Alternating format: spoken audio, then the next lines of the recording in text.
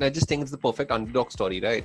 Great ownership, great management, and finding great talent. So you want to stay with the club, you want to build a legacy with the clubs. And man, football, you can't write these stories. So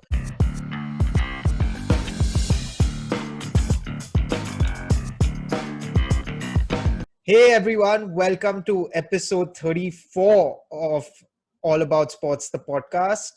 Last week we covered China and their rise in the Olympics over the last few Olympics, ever since basically they hosted the event. And we also basically deep dived into why and how they ended up succeeding and what made them this huge powerhouse in the world of sports.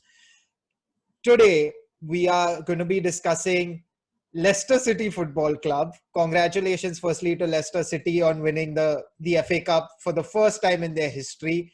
They beat Chelsea 1-0, and I just remember that moment when Ben Chilwell scored after getting booed throughout the game and chose to celebrate, and then it was called offside. And man, football, you can't write these stories. So with that, what we will be discussing about Leicester City is their entire journey. And I think it's testament and proof why the football pyramid is so special in English football.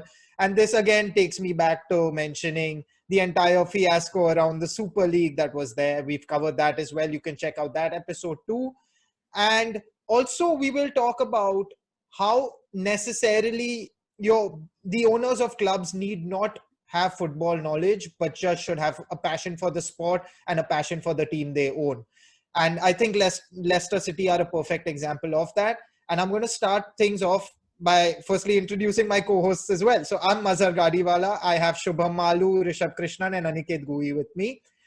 Shubham, I'm going to go to you first with this. We've all seen Leicester's amazing rise after joining the Premier League. When they got promoted, they just about survived and managed to stay in the first division. And well, the rest is history. So Shubham, what makes Leicester so special? And why is it that, like, you being a United fan, I myself being a United fan as well, we not supporting Leicester as fans still love them and can't help but be happy for them. So what is it that works? To answer the latter half of your question, I just think it's the perfect underdog story, right? Like we all support like these big clubs, giant clubs with a lot of history, with a lot of history of winning, being successful all the time. And then here you have a club like Leicester that comes along once, I don't know, like how many years, and just surprises everyone, right? Like thinking of it back in the day, I think the only club to win the Premier League was, I think, Blackburn, which actually back then was a successful club and was really doing well. But in just terms of sheer status, it wasn't the United or the Liverpool. And I don't think that time Chelsea was big or whatever. It wasn't like the big status club, but they were doing well. And then you get Leicester, who just got promoted, and within a few years they win the Premier League. So I think the reason why everyone really likes to cheer them on and support them is just the fact that it's a great underdog story. And everyone likes to see a club which is not expected, pushes beyond, above and beyond its weight, and really does well. And to answer the first part of your question, I think what really worked for Leicester, although I don't have like too much data on it, firstly definitely it starts from the ownership. I'm 100% certain, especially when they won the Premier League, you could see how happy the owner was. So it definitely started from the ownership. And also I think back then, who was the manager that helped them win the Premier League? Claudio Ranieri. Yeah, Ranieri. I think obviously he's a great manager, but I think he was also very shrewd in the transfer market. Some of his buys, they worked out perfect, because all these players were sold to like the Cities and Uniteds and Chelseas for big money, and all these guys at Leicester came for like a very little transfer fee. And I just think it was very good ownership, a very good manager, shrewd business in the transfer market. I think that perhaps did the job for them. I'm going to take this to Krishnan now. Krishnan, Shubham mentioned it. Shrewd business in the transfer window.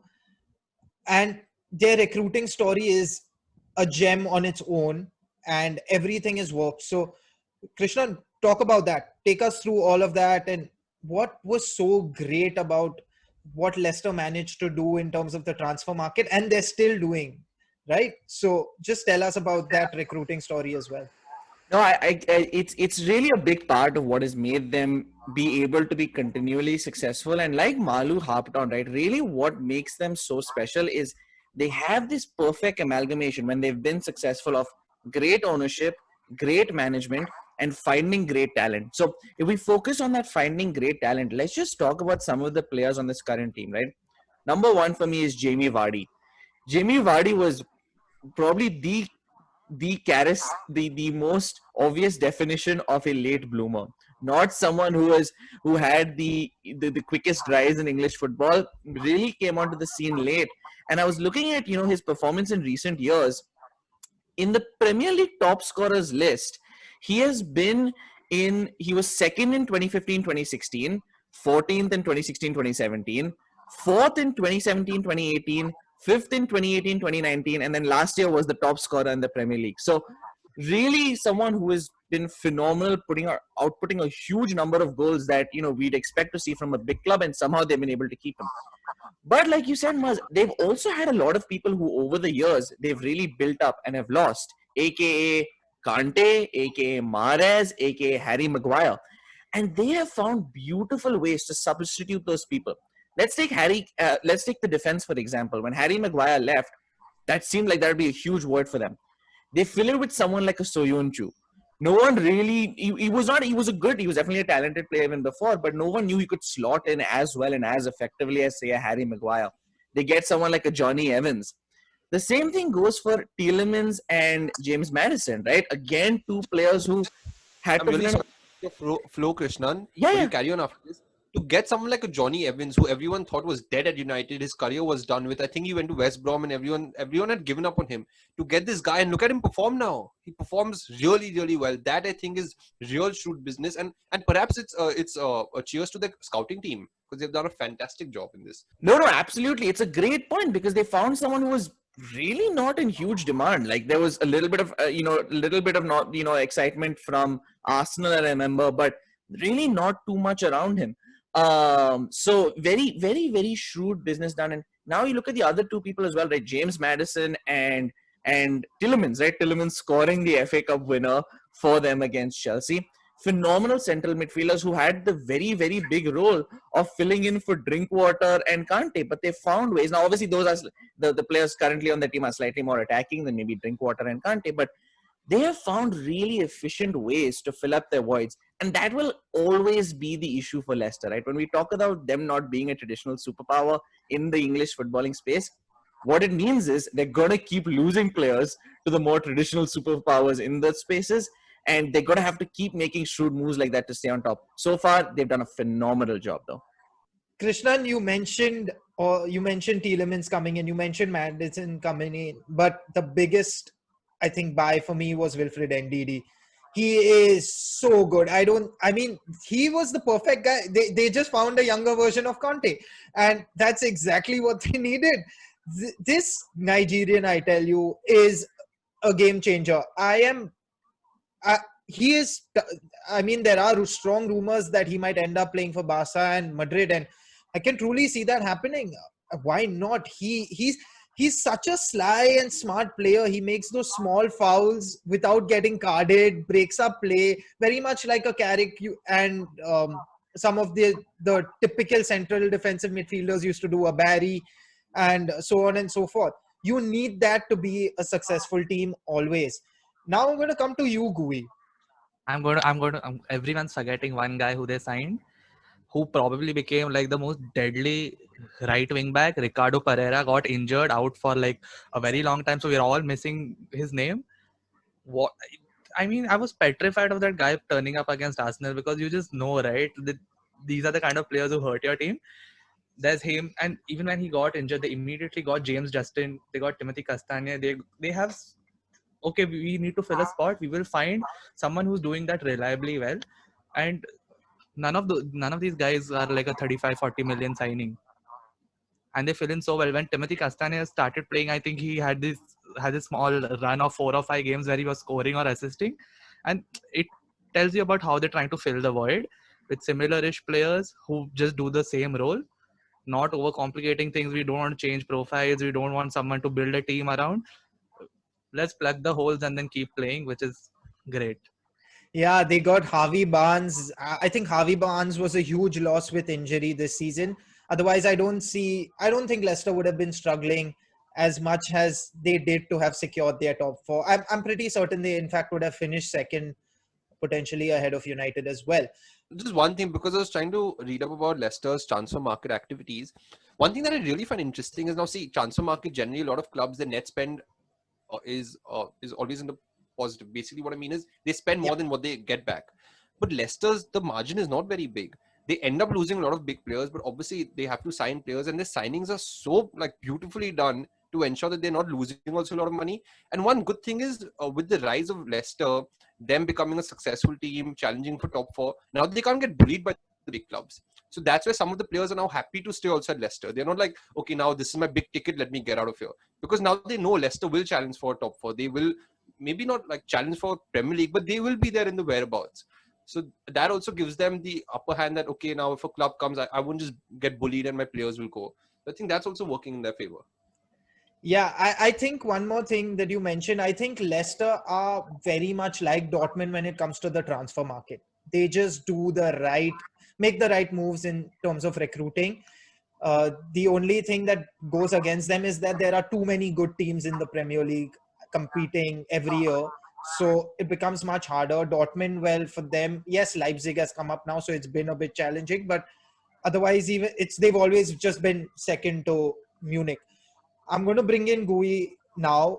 Gui, talk to us about the ownership, Leicester's entire story about how they came up from the second division.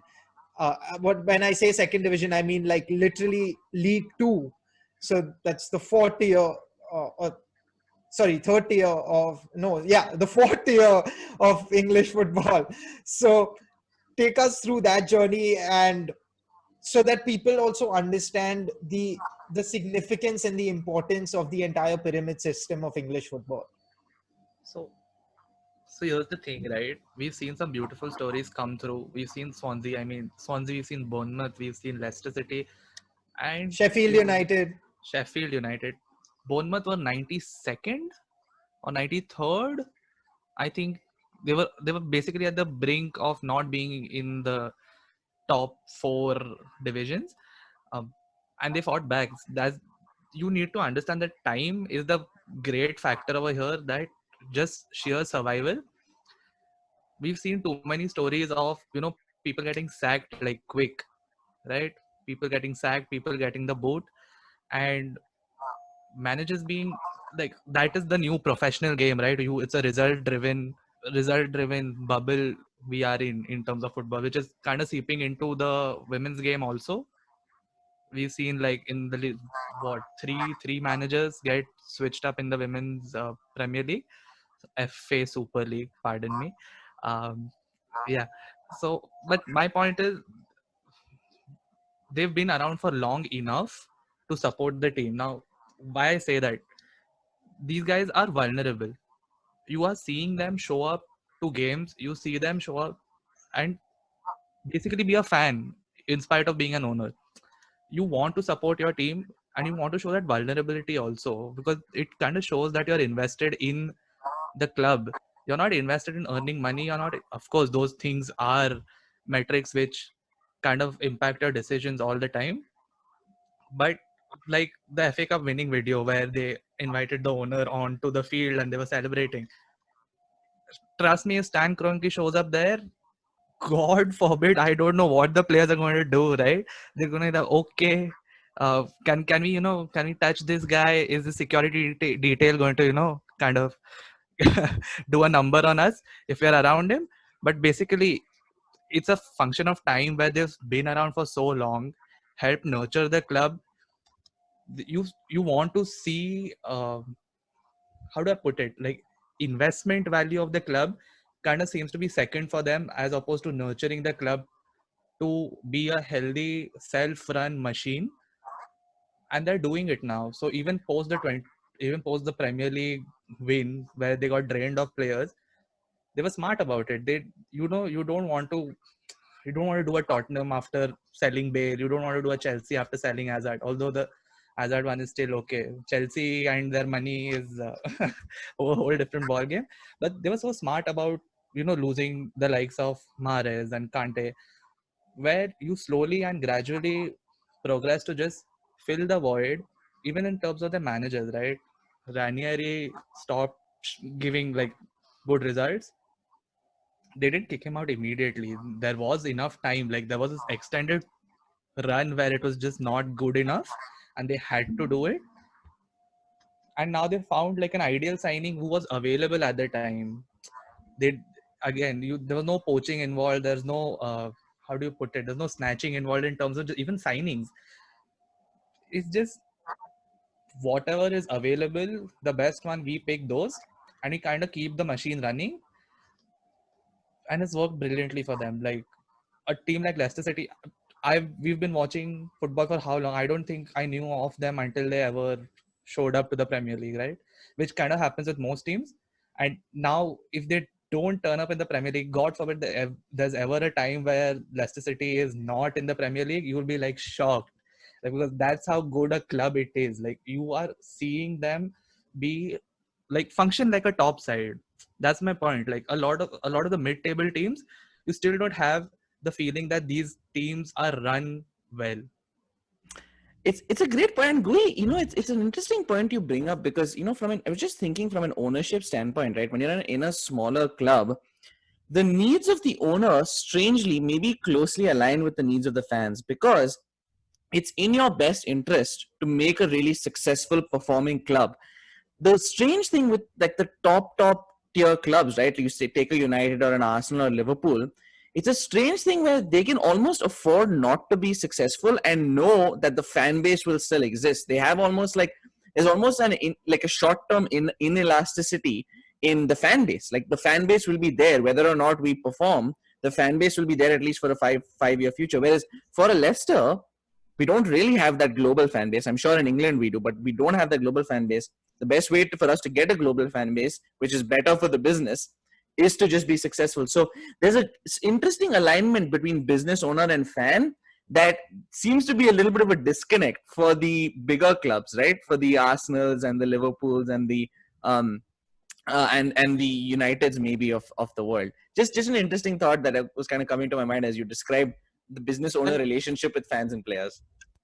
Krishna, just building on to what you said, I definitely feel that for an owner of a small club, building that fan base is great. But then I also feel, when it comes to building a fan base, it's very difficult. It's easier said than done, because everyone, see, when you're a fan, I'm a fan of United. United for the next 30 years also don't win the Premier League title, I'll still be a fan of United, right? Exactly. But to switch loyalties or to suddenly start supporting Leicester over a single title is difficult, because I don't think it will add to too many fans. Yeah, if this club is continuously successful and a generation sees them successful, then maybe that could happen. But over just like an odd title here and there, I personally feel it could be difficult. But there's just one thing that I would like to add to what Mazhar said. And this is just like a thought that came. Mazhar, you mentioned that Leicester, because English football has so many top teams, they find it hard. I just want to know from you guys, each individually, if Leicester was in La Liga or the Italian League or French League or German League, do you think they would be consistent in the Champions League? Like, there would be a consistent Champions League playing club? That's a hard one to answer, really, Shubham. I think if even the French League or Bundesliga, I think they would make Champions League every year. I definitely, Liga, I don't know. I definitely would say in the Bundesliga, yes, because in terms of like what I've learned in terms of watching football in these leagues is that the Bundesliga is the closest to the Premier League in terms of just the physicality over there is allowed much more. So they will be much more comfortable to playing in those sort of conditions. I don't know if it would work in the La Liga because it's like a relatively softer league where the fouls would get called. And we've seen that. We've seen that in the Champions League where the English teams, who would generally, like for a tackle, would not be called a foul in the Premier League is getting called in the Champions League. And that's something that the English teams have had to adapt to and have had to then take a step back in terms of their aggressiveness. So I'm not sure how it would play out. It would take them time. I would still think that they would be like a mid-table club to start off, but it takes maybe 2-3 seasons, then they'll find their feet, and then you can't argue that Leicester have some top talents across the board, right? You're talking about Youri Tielemans, who starts for Belgium. You're talking about Jamie Vardy, who was England's second striker for the longest time. Mahrez is Algeria's Schmeichel. captain. Michael, Kasper Schmeichel is, I mean, first team keeper again. So they've always had those players who play international football at the highest level and let's not forget, and I'm not only talking about them being in the European teams. Wilfred Ndidi is a starter for Nigeria. Iheanacho is going to be a starter now. So they have the players who can do it, and they're gelling well as a team. Why not? I can definitely see it. And I think one thing to keep in mind, and Maloo kind of riding off your point, right? The one thing is, I don't think there'd be a mainstay Champions League team in any of the top leagues, because let's just also be honest, like Leicester have had some really high highs, but just the nature of losing players, manager volatility, they're not what I necessarily call consistent, right? I mean, if we look from 2014-15 season, they finished 14th, they win the Premier League the next season. Following season, they finished 12th. Next 2 seasons, they finished 9th. The following season, which was the last season, they finished 5th, and right now they're 3rd. So there is a little bit of volatility that I think just naturally comes with the fact that they lose some of their best players when they're really successful, right? They win the Premier League, they lose Kante, Mahrez. Or not Mahrez. They lost Kante right off the bat and then Mahrez a season later. So they'll always, they have a little bit of volatility, which makes me believe in any of the leagues they play in, I can't imagine there'd be a consistent Champions League team. I just can't believe that just yet. But maybe, if they keep getting the support and investment needed, maybe they can grow to being that. But I don't think there'd be a mainstay as of now. So Krishnan has already mentioned that players move. So what I hope for is like people seeing how much admiration by people, I mean, sorry, footballers around the world seeing how much admiration the Leicester team has for an owner who shows up, who's part of the team, so to speak. We revert back to the slightly older times where you want to stay with the club, you want to build a legacy with the club. So if something like that happens, Leicester could be in big time. But the way things are right now, players want to switch, right? You want to make the switch because you have a 15-year limited career. 15 in the top, like 15 years. Let's say you started 17, you play till 32, after which you're getting offered 1-year contracts. So yeah, I can understand people wanted to make the switch now. I love that point, Gui, because I really want to again give a huge shout out to Jamie Vardy because of that, right? Jamie Vardy in 2018 signs with Leicester to 2022. A lot of clubs were knocking. A lot of clubs were knocking for a player like that who was scoring at the speed that he was, and now in 2020 he re-signed till 2023. So really special when someone like a Jamie Vardy, like despite all the interest, chooses to stay with Leicester. And hey man, good decision. Arsenal was knocking. Arsenal's in 9th place. Leicester's in 3rd place. Good call, man. I think Vardy is genuinely one of the most intelligent footballers out there in terms of everything. He's played his cards perfectly, and he's been humble enough and thankful enough for the career he's achieved, and he obviously has Leicester to thank for all of that. Just wanted to also highlight, Gui, you mentioned it already. Imagine the Cronkies coming there and lifting the trophy. Rio Ferdinand mentioned this, and I'm going to bring it up. He spoke about how the Glazers lifted the NFL trophy and was wondering how Tom Brady and the Tampa Bay Buccaneers must have felt about that. Imagine the Glazers going and picking up the Champions League trophy or the Premier League trophy for that matter for United before Harry Maguire and David De Gea do that. So they would, I mean, there'd be shoes flying around everywhere. Shoes, flares, everything, you name it. Storming the pitch was just the starting step. You pick up the title, they're going to have your neck. So and it's just wanted to pretty bring interesting when I first started following some American sports, primarily the NFL. New England were on the Tom Brady train of wins, as in the Super Bowl wins, and then I think it was the Eagles who won it the first time I watched the Super Bowl. Like, Krishnan, did the Eagles win it? I don't know the year, but the Eagles won it in some year, right? Yeah, they very must recently. Yeah, have. 2020. Yeah, correct. I think 2016 or 17 they won. Correct. And I saw the owners go and lift the trophy, and I'm like, this is so strange. This is so strange. This is probably by far the weirdest thing which I've ever seen, because I've seen Mikel Arteta pick up a trophy, I've seen Mertesacker pick up a trophy, and I've seen all of these guys pick up a trophy, and Wenger, okay, comes after all these guys. It's always the players are the champions of the sport, right? You can't. Fergie picked up the titles after all his captains. No, you didn't even look towards the coach to hand over the title to. Forget the owners. And that's what we've been like used to watching. So I found it hilarious. Yeah, and it's strange because it doesn't happen in the NBA at least. I mean, yes, they gave it to Genie Bus later, the Lakers as well. Guys, I'm gonna now just one thing I want Shubham you to talk about: Brendan Rodgers' legacy before we kind of wrap up this, and then I'm just gonna do like a short surprise rapid fire round with all of you. So tell us about this. Like, what do you think of Brendan Rodgers? What do you make of what he's achieved ever since he's joined Leicester? I think like how this episode started with us talking about doing good business in the transfer market, being a shrewd manager and stuff like that. I think Brendan Rodgers has a major role to play in Leicester's success. And even if you look at Rodgers' career in general, Swansea, I think, was the first ever Welsh club to make it to the Premier League, and it was managed by Brendan Rodgers back then.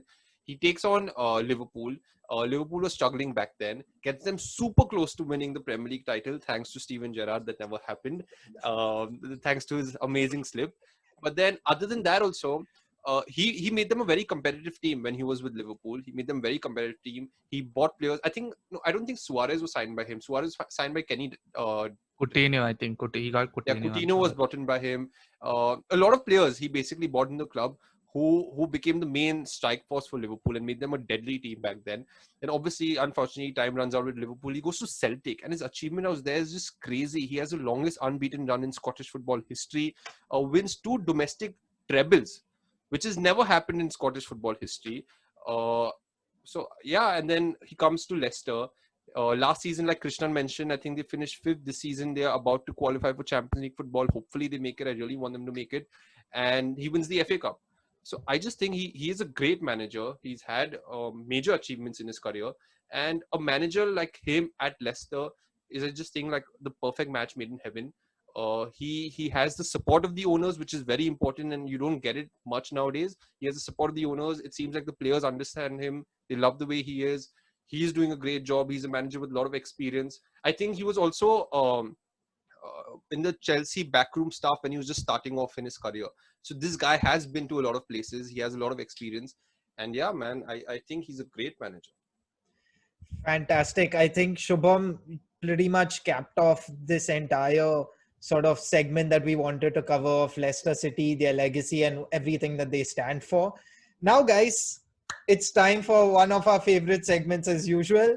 This is going to be slightly different. It's not going to be a quiz. It's just going to be a rapid fire. Pretty much unplanned. I might not give all of you the same questions. So just shoot at it right away. No thinking. Obviously, there's no right or wrong answers here. It's purely going to be opinion based. So I'm going to start off with you, Gui. Your top 3 Premier League players of all time. But I'm going to have to remove Arsenal from that list. So your top 3 Prem, so 92 on, right? Yes. Premier League era. So just name. Were you going to name someone before 1992? No. Yeah, he might have. He might have. Who knows? Okay. Shearer definitely has to be there. Come on, Gui. It's rapid fire. Shearer, Ronaldo, and just for variety, just for the sake of variety, I'm going to say Lampard. Viva no one's going to take his name. Shubham's so happy right now. He's so happy right now. Okay. Ronaldo has to be there. Shubham, I'm going to come to you with this question. Mine is United. No. I'm asking you another question. Your 3 least favorite United players ever. Great question, Mazhar. Great question. You want help? You want Bebe, help? Bebe. To start off with, I'll say Bebe. Okay. Then Obertan? Oh yeah, Obertan also. And If Forlan for United was shit, huh? Just Hey, saying. no, don't I say like him. I anything. like He's him. a cult I like him. hero. Don't I you like him a dare. Don't you dare. He was our Kanu in a lot of ways. So don't go there. Don't go there. Go away. Shubham, come on. Bro, I can't think of a Putting third you on the player. spot.